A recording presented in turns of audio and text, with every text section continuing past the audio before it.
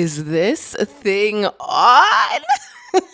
Hey, welcome back to my channel. If you're new, but I'm new at this point.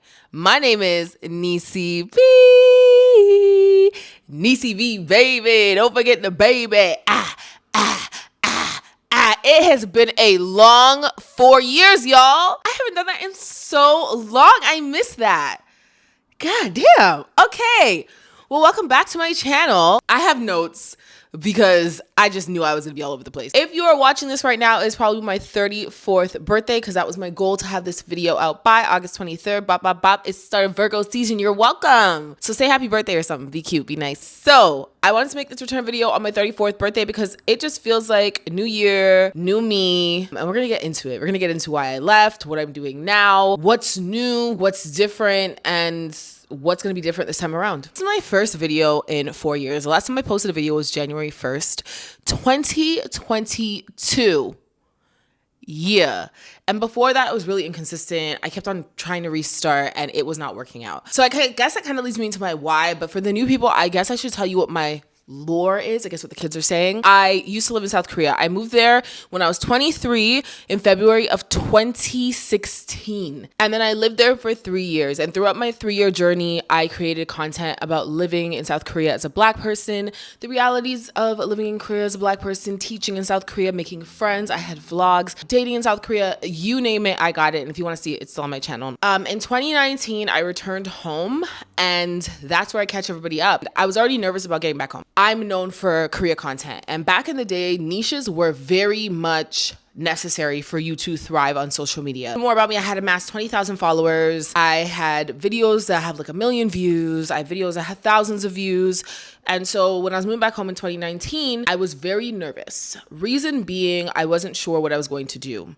Was my life interesting enough? Were people going to be interested in what I had to say if it wasn't Korea related? And naturally, I do see a difference in my views. But instead of waiting it out and seeing, okay, what can happen if I stick to this for a year, I was overthinking. Not just that, adjusting from living abroad to moving back to Toronto was very difficult for me because the best way to describe it is when you live abroad, you don't realize that the world back home is still moving. And I know that sounds very weird and naturally we should think that because we're just there teaching and because we're there traveling, making friends, going to parties, having the time of my life. I was out every weekend in those Daegu streets. For me, that was my routine, but when you come back home, things are expensive. You need to have a job. There's a 9 to 5. You don't have as much free time. And so coming back to that was culture shock for me, funny enough. And that also caused an issue because I'm not going to lie. I got my pension from Korea. I went on a couple trips. I kind of blew through that money. The money management was not in the room with us, still working on that. And then I had to get a job. Now I'm in the grind of things and I'm feeling like my content isn't doing well. And I'm feeling like I don't know what I'm doing and I need a niche, but what's my niche? Is anyone going to watch me? And so those things kept going on in my head over and over again. I kept on overthinking. I just didn't have confidence in myself. And it didn't matter how many times the community that I had built on YouTube had reassured me, listen, we will follow you here, there, anywhere. Like, we love your vibe. We love connecting with you. I didn't believe it. And I should have because I would be a lot further along. But I think everything happens in the time that it's supposed to happen. That leads us into what has been happening in my life since I decided to just like up and go. What has changed? What has been going on? Okay, so the highlights, Queer Queens Travel.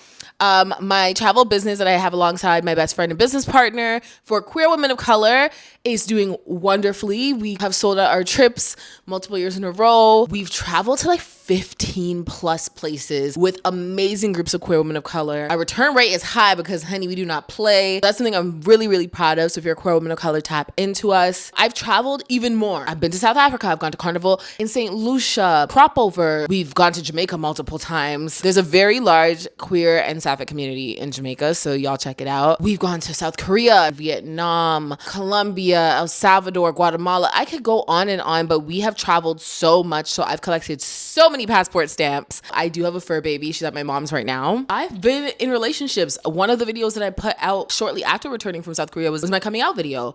And I've had girlfriends since then. I'm in a really nice, healthy relationship. I learned that my worth is not attached to what I could do for others, and that I don't have to prove that I deserve love. It's something that I learned through my dating, and I feel like that's why I'm in such a wonderful relationship now, because I stopped feeling like I need to prove my worth. But that's a different video for a different day. Last year, July 1st, I moved back in with my mom. I'm the firstborn daughter in a Caribbean home, so that was a fun push and pull. My credit ended up going into the depths of hell, and it was hard for me to move out, but I managed to repair it. Another video for another day. And now I live in a completely different city, but that city has afforded me a lot of opportunities, which we'll also talk about. So that was a journey in and of itself. It was a battle. I will say that a lot of my time was spent in what I felt like was survival mode, and not because I was in any imminent danger, but just because of where I was mentally and just feeling like very restricted and very down on myself. That is something that I had to overcome, and now I'm in my own place. But shortly after moving in to my apartment in February, a month later, I lost my job, which was really shitty.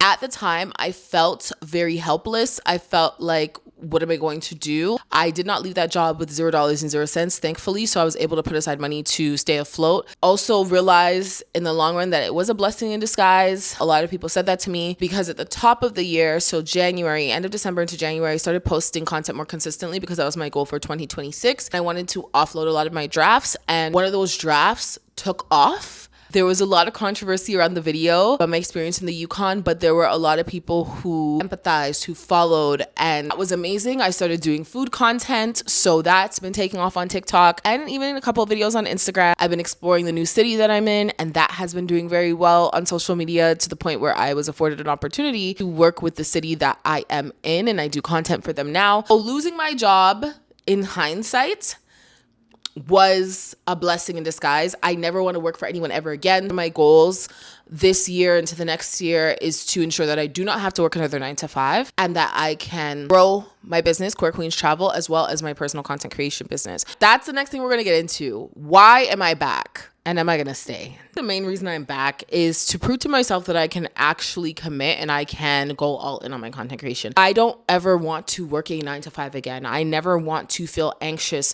waking up because I feel like I am going to be accused of or chastised for.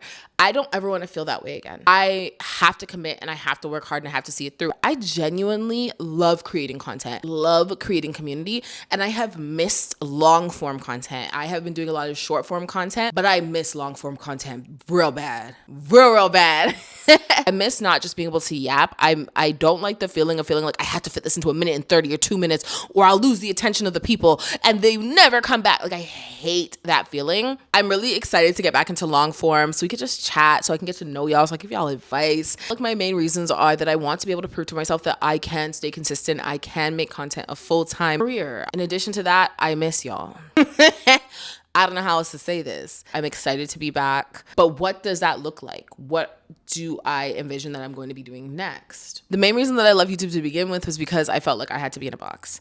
So what excites me about returning and what I'm looking forward to doing is being able to be myself. I will be the niche, and these are going to be all the pieces of me, all these planets floating around in my universe. And I'll be able to show y'all different sides of me and not feel like, oh my God, if I don't talk about this very particular topic, they're never going to come back. I feel like as creators, we're being given back the power to just be authentic and be ourselves. I gravitate towards authentic creators. I know a lot of folks say they gravitate towards me for the same reason. I'm not going to sugarcoat anything. I'm not going to act like my life is perfect, because it absolutely is not. And I'm relieved that I'll be able to do that. I'm excited to do travel vlogs. I'm excited to do chit chats. I'm excited to like break down everything that's happened to me and like let y'all know what I learned from it. So hopefully you can learn from it too. I'm very excited to just show the different layers of myself. I was speaking to someone the other day, and she said something to me along the lines of, it must be so cool to have like a video or visual diary of your life.